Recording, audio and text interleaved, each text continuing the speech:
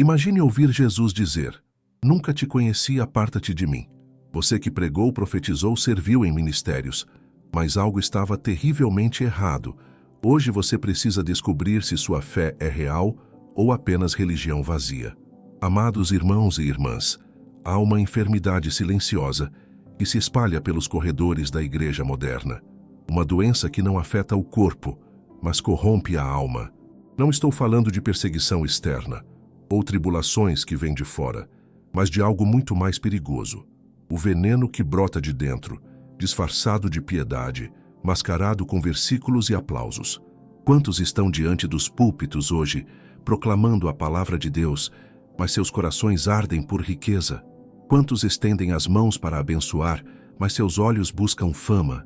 Quantos se vestem com túnicas de santidade, mas anseiam por poder terreno? Esta é a realidade que assola a igreja. Homens e mulheres que buscam glória pessoal em lugar da glória de Cristo. Charles Spurgeon já advertia sobre isso em seus dias. Ele dizia que a maior ameaça à igreja não são os incrédulos de fora, mas os falsos crentes de dentro. Spurgeon pregava sobre aqueles que professavam fé, mas viviam em hipocrisia. E se isso era verdade no século XIX, quanto mais em nossos dias. Vejam o que diz a palavra em Mateus capítulo 7, versículo 15. Acautelai-vos dos falsos profetas, que vêm até vós vestidos como ovelhas, mas interiormente são lobos devoradores. Jesus não estava falando de pessoas distantes. Ele estava alertando sobre aqueles que estariam no meio do rebanho, infiltrados, disfarçados. Esses falsos pastores não chegam com aparência ameaçadora. Eles chegam sorrindo, citando versículos, prometendo bênçãos. Mas observe com atenção. O que eles proclamam? Riqueza material ou riquezas celestiais? Conforto terreno ou cruz? Prosperidade imediata ou perseverança na fé? A Bíblia nos diz em 1 Timóteo capítulo 6, versículos 9 e 10. Mas os que querem ser ricos caem em tentação e em laço e em muitas concupiscências loucas e nocivas que submergem os homens na perdição e ruína. Porque o amor ao dinheiro é a raiz de toda espécie de males. E nessa cobiça alguns se desviaram da fé e se traspassaram a si mesmos com muitas dores. Percebem a clareza dessa advertência? Não é o dinheiro em si que é mau, mas o amor a ele.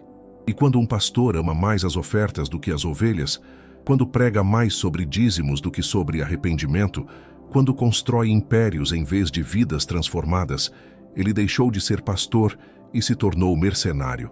Mas não são apenas os líderes. A enfermidade contaminou também muitos que se dizem convertidos. Quantos hoje frequentam a igreja, não por amor a Deus, mas pelo que podem receber? Buscam cura, mas não o médico. Querem milagres, mas rejeitam santidade. Desejam prosperidade, mas fogem da consagração. Esses falsos convertidos lotam os bancos todos os domingos, levantam as mãos durante o louvor, mas seus corações permanecem fechados. Dizem amém ao sermão, mas vivem em pecado de segunda a sábado. Proclamam vitórias, mas não conhecem renúncia. São como aqueles de quem Jesus falou em Mateus capítulo 15, versículo 8. Este povo honra-me com os lábios, mas o seu coração está longe de mim. A tragédia não é apenas que essas pessoas enganam aos outros. A maior tragédia é que enganam a si mesmas, pensam que estão no caminho da salvação, mas caminham rumo à perdição. Acreditam que conhecem a Deus, mas Deus não as conhece. O apóstolo Paulo nos alertou sobre isso. Em 2 Timóteo, capítulo 3, versículo 5, ele descreve pessoas que têm aparência de piedade, mas negando a eficácia dela. Elas conhecem os rituais, sabem as músicas, decoram versículos, mas nunca experimentaram o verdadeiro poder transformador do Evangelho. E por que isso acontece? Porque muitos púlpitos pararam de pregar o verdadeiro Evangelho, trocaram a mensagem da cruz pela mensagem da coroa, substituíram arrependimento por autoajuda, mudaram santificação por prosperidade. O resultado? Igrejas cheias de pessoas que nunca nasceram de novo, que nunca foram verdadeiramente transformadas. Meus queridos, a salvação não é um bilhete de loteria celestial, não é uma apólice de seguro contra problemas. A salvação é morrer para si mesmo e viver para Cristo. É renunciar ao mundo e seus prazeres temporários para ganhar a eternidade. É carregar a cruz diariamente, não usá-la como joia no pescoço. Jesus foi claro em Lucas capítulo 9, versículo 23. Se alguém quer vir após mim, negue-se a si mesmo, tome cada dia a sua cruz e siga-me. Essa não é a mensagem que muitos querem ouvir hoje. É muito mais confortável ouvir sobre bênçãos garantidas e prosperidade automática do que sobre negação de si mesmo. Mas a verdade precisa ser dita, mesmo que doa.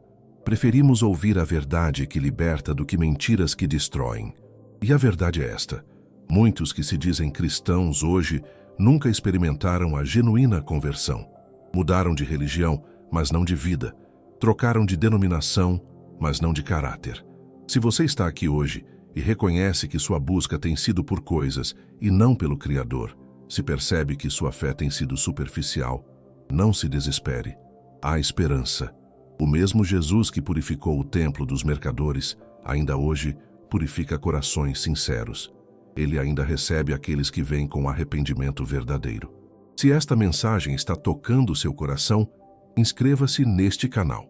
Aqui você encontrará pregações que não adoçam a palavra, mas que apresentam a verdade bíblica com amor e clareza.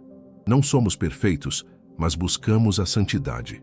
Não prometemos riquezas terrenas, mas apontamos para tesouros celestiais. E para você que deseja aprofundar sua intimidade com Deus de forma genuína e transformadora, preparamos um material especial.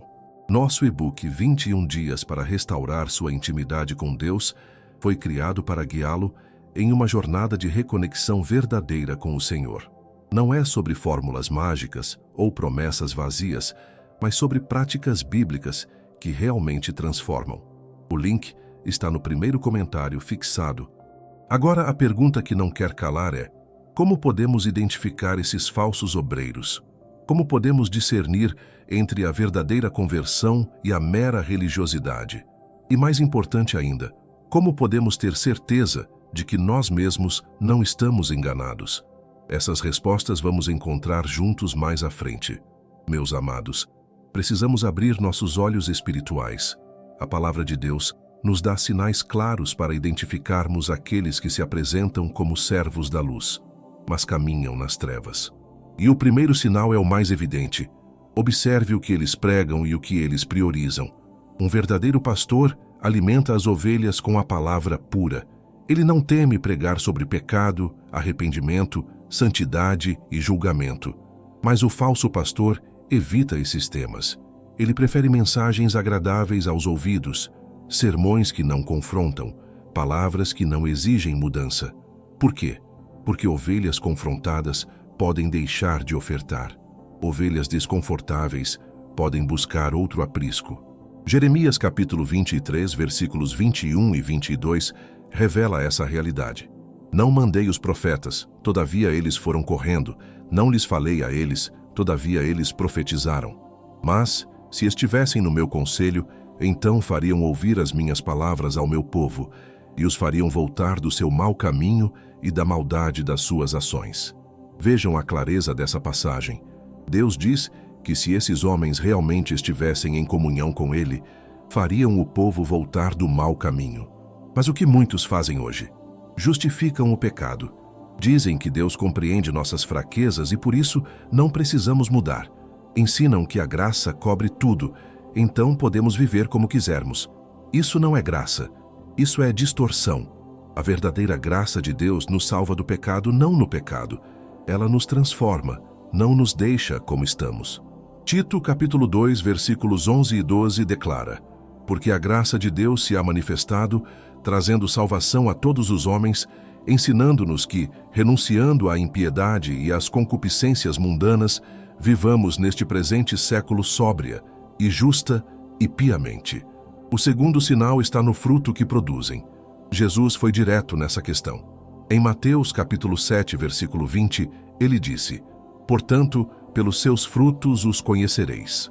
Não é pelas suas palavras eloquentes, não é pelo tamanho da igreja, não é pela quantidade de seguidores nas redes sociais, é pelos frutos. Quais frutos? Vidas transformadas. Pessoas que eram escravas do pecado e agora vivem em santidade. Casamentos restaurados, vícios quebrados, corações orgulhosos tornados humildes. Esses são os frutos verdadeiros do ministério genuíno. Mas quando os únicos frutos são templos luxuosos, carros importados e contas bancárias volumosas, algo está profundamente errado. O terceiro sinal é o amor ao dinheiro disfarçado de fé. Esses falsos mestres têm uma habilidade impressionante de transformar cada sermão em um apelo financeiro. Tudo gira em torno de sementes, ofertas especiais, campanhas milagrosas. Eles prometem que se você der, receberá 100 vezes mais. Transformam a casa de Deus em casa de negócios. Pedro já alertava sobre isso. Em 2 Pedro capítulo 2, versículo 3, ele escreveu: "E por avareza farão de vós negócio com palavras fingidas, sobre os quais já de largo tempo não será tardia a sentença e a sua perdição não dormita." Percebem? Fazem negócio com palavras fingidas. Vendem promessas vazias embrulhadas em versículos bíblicos. Mas não pensem que os falsos convertidos são inocentes nessa história. Muitos deles são cúmplices voluntários. Eles amam esses falsos mestres porque pregam exatamente o que querem ouvir. Não buscam transformação, buscam confirmação. Não querem santidade, querem prosperidade. Não desejam cruz, desejam coroa. Paulo profetizou sobre isso em 2 Timóteo, capítulo 4, versículos 3 e 4. "Porque virá tempo em que não suportarão a sã doutrina, mas, tendo comichão nos ouvidos, amontoarão para si doutores conforme as suas próprias concupiscências, e desviarão os ouvidos da verdade, voltando às fábulas." Esse tempo chegou, meus irmãos. Vivemos essa realidade hoje. Pessoas que escolhem seus pregadores não pela fidelidade à palavra, mas pela capacidade de fazer promessas agradáveis. Trocam a verdade que liberta por fábulas que escravizam. O quarto sinal está na vida pessoal desses líderes. Observe como vivem quando as câmeras estão desligadas. Como tratam suas famílias. Como administram suas finanças. São humildes e servos ou arrogantes e dominadores. 1 Timóteo capítulo 3 nos dá requisitos claros para líderes espirituais, irrepreensíveis, temperantes, sóbrios, honestos, hospitaleiros. Mas quantos líderes hoje exibem riquezas enquanto seus membros passam necessidade? Quantos vivem em mansões enquanto pregam que Jesus não tinha onde reclinar a cabeça? Quantos ostentam luxo enquanto ensinam sobre desprendimento? A incoerência entre o que pregam e como vivem grita mais alto do que qualquer sermão. E os falsos convertidos? Como podemos identificá-los? Pela ausência de verdadeiro arrependimento e transformação. Eles conhecem a linguagem evangélica, sabem quando dizer aleluia e amém, mas suas vidas permanecem inalteradas. São como aqueles descritos em Tiago capítulo 2, versículo 20. "Mas, ó homem vão, queres tu saber que a fé sem as obras é morta?" Esses professos crentes vivem em pecado habitual, mas acham que estão salvos porque foram batizados ou porque frequentam a igreja. Não há quebrantamento, não há renúncia, não há mudança real. Apenas uma casca religiosa cobrindo um coração não regenerado. Aqui está uma verdade que precisa ser dita. Ir à igreja não faz de você um cristão, assim como estar numa garagem não faz de você um carro. O que importa não é onde você está aos domingos, mas quem você é de segunda a sábado. Não é o que você professa com a boca, mas o que você vive com suas escolhas. João capítulo 3, versículo 3, registra Jesus dizendo: na verdade te digo, que aquele que não nascer de novo não pode ver o reino de Deus." Nascer de novo não é recitar uma oração, é uma transformação profunda, um milagre do Espírito Santo que muda completamente quem você é. É passar das trevas para a luz, da morte para a vida, do reino de Satanás para o reino de Deus. Mas essa transformação exige rendição total, exige morrer para si mesmo, exige abandonar o pecado, não apenas administrá-lo melhor. E essa é a mensagem que muitos não querem ouvir. Preferem uma religião confortável que não exija nada além de 1 hora no domingo. Irmãos, precisamos compreender a gravidade dessa situação. Não estamos falando apenas de erros teológicos ou preferências denominacionais. Estamos falando de almas eternas sendo enganadas, de pessoas que pensam estar no caminho da salvação, mas caminham direto para a perdição. As consequências disso são devastadoras, tanto nesta vida quanto na eternidade. A primeira consequência é o endurecimento do coração. Quando alguém ouve repetidamente uma mensagem distorcida do Evangelho, quando é alimentado constantemente com promessas vazias e teologia rasa, algo terrível acontece. A pessoa desenvolve resistência à verdade. É como alguém que toma antibióticos de forma errada e cria bactérias resistentes. O coração se torna impermeável à genuína palavra de Deus. Hebreus capítulo 3, versículos 7 e 8, nos adverte: Portanto, como diz o Espírito Santo, se ouvirdes hoje a sua voz, não endureçais os vossos corações. Cada vez que alguém rejeita a verdade ou aceita uma versão diluída do Evangelho, seu coração se endurece um pouco mais. Chega um ponto onde a pessoa não consegue mais distinguir entre o verdadeiro e o falso. A segunda consequência é a destruição de famílias e relacionamentos. Quando marido e esposa seguem falsos mestres, quando pais criam filhos sob uma teologia distorcida, o resultado é caos espiritual. Lares onde deveria reinar o amor de Cristo se tornam campos de batalha. Finanças são destruídas por ofertas manipuladas. Expectativas irreais geram frustrações profundas. Muitos já perderam tudo seguindo promessas de prosperidade que nunca se cumpriram. Venderam patrimônio, contraíram dívidas, tudo porque um falso profeta garantiu que Deus multiplicaria. Mas a multiplicação nunca veio. Só veio o desespero, a desilusão e, tragicamente, muitos abandonam completamente a fé.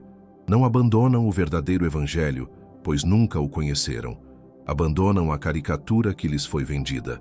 A terceira consequência é o escândalo que isso traz ao nome de Cristo.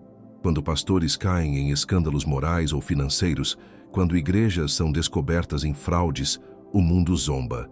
E com razão. Eles olham e dizem: vejam esses hipócritas. Pregam santidade, mas vivem em pecado. Falam de amor, mas exploram os pobres. Pedro nos alertou sobre isso em 2 Pedro, capítulo 2, versículo 2. E muitos seguirão as suas dissoluções, pelos quais será blasfemado o caminho da verdade. O comportamento dos falsos mestres e seus seguidores faz com que o verdadeiro caminho seja blasfemado. O nome precioso de Jesus é arrastado na lama por causa da ganância e hipocrisia de homens ímpios. Mas talvez a consequência mais terrível seja o destino eterno dessas pessoas. Jesus foi claro em Mateus capítulo 7, versículos 21 a 23. Nem todo o que me diz Senhor, Senhor, entrará no reino dos céus, mas aquele que faz a vontade de meu Pai, que está nos céus. Muitos me dirão naquele dia: Senhor, Senhor, não profetizamos nós em teu nome? E em teu nome não expulsamos demônios? E em teu nome não fizemos muitas maravilhas? E então lhes direi abertamente: nunca vos conheci. Apartai-vos de mim, vós que praticais a iniquidade. Prestem atenção nessa passagem. Essas pessoas fizeram coisas impressionantes em nome de Jesus. Profetizaram, expulsaram demônios, operaram maravilhas. Mas Jesus diz: nunca vos conheci. Não é sobre o que você faz em nome de Jesus. É sobre se Jesus conhece você, se você realmente pertence a Ele, se foi verdadeiramente transformado por Ele. Quantos estarão naquele dia dizendo: Senhor, eu ia à igreja todos os domingos, eu cantava no coral, eu dei ofertas generosas, eu servi em ministérios. E ouvirão aquelas palavras aterradoras: apartai-vos de mim. Por quê? Porque religião sem relacionamento é vazia. Ativismo sem transformação é inútil. Obras sem fé genuína são como trapos de imundícia. Agora alguns podem estar pensando: como posso ter certeza de que não sou um desses falsos convertidos? Como posso saber se minha fé é real? Essas são perguntas cruciais, e a palavra de Deus nos dá respostas claras. 1 João, capítulo 2, versículo 3, declara: E nisto sabemos que o conhecemos, se guardamos os seus mandamentos. A obediência é um sinal claro de conversão genuína, não obediência perfeita. pois todos tropeçamos. Mas uma direção de vida marcada pelo desejo de agradar a Deus e pela tristeza genuína quando pecamos. Outro sinal está em 1 João capítulo 3, versículo 14. Nós sabemos que passamos da morte para a vida, porque amamos os irmãos. O amor genuíno pela família de Deus é evidência de novo nascimento. Não um amor superficial ou fingido, mas um amor que se sacrifica, que serve, que perdoa. Examine seu coração agora mesmo. Você ama verdadeiramente a Jesus ou ama o que ele pode fazer por você? Sua fé é real ou é apenas um seguro contra o inferno? Você busca santidade ou apenas bênçãos? Você quer conhecer a Deus ou apenas usar o nome dele para alcançar seus objetivos? Essas perguntas doem, eu sei, mas é melhor enfrentá-las agora do que descobrir tarde demais que você estava enganado. É melhor ter seu coração quebrantado hoje pela verdade do que ser destruído amanhã pela mentira. E para aqueles que reconhecem que têm seguido falsos mestres, para aqueles que percebem que sua conversão foi superficial, há esperança. Deus não rejeita o coração genuinamente arrependido. Ele recebe com braços abertos aqueles que vêm a ele em sinceridade e verdade. O ladrão na cruz ao lado de Jesus não teve tempo de fazer obras, de frequentar cultos, de dar ofertas. Ele simplesmente reconheceu quem era Jesus, confessou seu próprio pecado e clamou por misericórdia. E Jesus lhe disse: hoje estarás comigo no paraíso. Esse é o poder do arrependimento genuíno. Mas entenda, arrependimento não é apenas sentir remorso. É uma mudança completa de direção. É abandonar o pecado e correr para Cristo. É renunciar seus próprios caminhos e abraçar os caminhos de Deus. É morrer para si mesmo e viver para aquele que morreu por você. Meus queridos irmãos, depois de compreendermos a gravidade dessa situação, surge naturalmente a pergunta: o que devemos fazer? Como podemos nos proteger desses lobos em pele de cordeiro? Como podemos ter certeza de que estamos edificando nossa fé sobre a rocha e não sobre a areia? A palavra de Deus nos dá direções claras e práticas. A primeira atitude essencial é conhecer profundamente as Escrituras. Não dependa apenas do que o pastor prega no púlpito. Não aceite cegamente tudo o que ouve. Seja como os cristãos de Bereia, que são elogiados em Atos capítulo 17, versículo 11. Ora, estes foram mais nobres do que os que estavam em Tessalônica, porque de bom grado receberam a palavra, examinando cada dia nas Escrituras se estas coisas eram assim. Percebam a beleza dessa passagem. Eles receberam a palavra com alegria, mas não pararam aí. Examinaram diariamente as Escrituras para verificar se o que estavam ouvindo era verdade. Eles não foram desrespeitosos com os pregadores, mas foram responsáveis por sua própria fé. Não terceirizaram seu crescimento espiritual. Hoje, muitos cristãos conhecem mais sobre novelas e futebol do que sobre a Bíblia. Passam horas nas redes sociais, mas não conseguem dedicar 15 minutos para ler a palavra. E então se tornam presas fáceis de qualquer vento de doutrina, de qualquer ensinamento que pareça espiritual, mas não tem fundamento bíblico. 2 Timóteo, capítulo 2, versículo 15, nos exorta: procura apresentar-te a Deus aprovado, como obreiro que não tem de que se envergonhar, que maneja bem a palavra da verdade. Manejar bem a palavra exige estudo, dedicação, disciplina. Não acontece por osmose. Não é transferido magicamente porque você está sentado num banco de igreja. A segunda atitude é buscar uma igreja que pregue a palavra fiel e integralmente. Não uma igreja perfeita, pois essa não existe enquanto formos humanos. Mas uma igreja onde a Bíblia é levada a sério, onde o pecado é confrontado, onde a santidade é valorizada, onde Cristo é exaltado acima de qualquer líder humano. Como identificar essa igreja? Observe o que é pregado. A mensagem gira em torno de Cristo ou em torno do homem? O foco está na glória de Deus ou na prosperidade material? Os sermões confrontam o pecado ou apenas confortam os ouvintes? Há chamado ao arrependimento ou apenas promessas de bênçãos? Observe também os líderes. Eles vivem o que pregam. São servos humildes ou celebridades arrogantes? Prestam contas ou agem como donos da igreja? Suas vidas refletem o caráter de Cristo ou os valores do mundo? 1 Timóteo capítulo 3 nos dá uma lista clara de qualificações para líderes espirituais.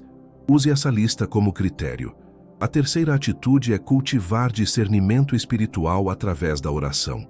O Espírito Santo foi dado a nós não apenas para nos consolar, mas também para nos guiar em toda a verdade. João capítulo 16, versículo 13, registra Jesus dizendo: "Mas quando vier aquele Espírito de verdade, ele vos guiará em toda a verdade." Ore pedindo sabedoria. Tiago capítulo 1, versículo 5 promete: "E se algum de vós tem falta de sabedoria, peça a Deus que a todos dá liberalmente, e o não lança em rosto, e ser-lhe-á dada." Deus não esconde a verdade daqueles que genuinamente a buscam. Ele se revela aos corações sinceros. A quarta atitude é ter coragem de se afastar quando necessário. Sei que isso é difícil. Talvez você esteja há anos numa determinada igreja. Talvez tenha amizades ali. Talvez sua família toda frequente aquele lugar. Mas se aquela igreja está pregando um evangelho distorcido, se está alimentando as ovelhas com veneno espiritual, você precisa ter coragem de sair. Romanos capítulo 16, versículo 17, nos instrui: "E rogo-vos, irmãos, que noteis os que promovem dissensões e escândalos contra a doutrina que aprendestes. Desviai-vos deles." Desviar-se não é falta de amor, é proteção espiritual.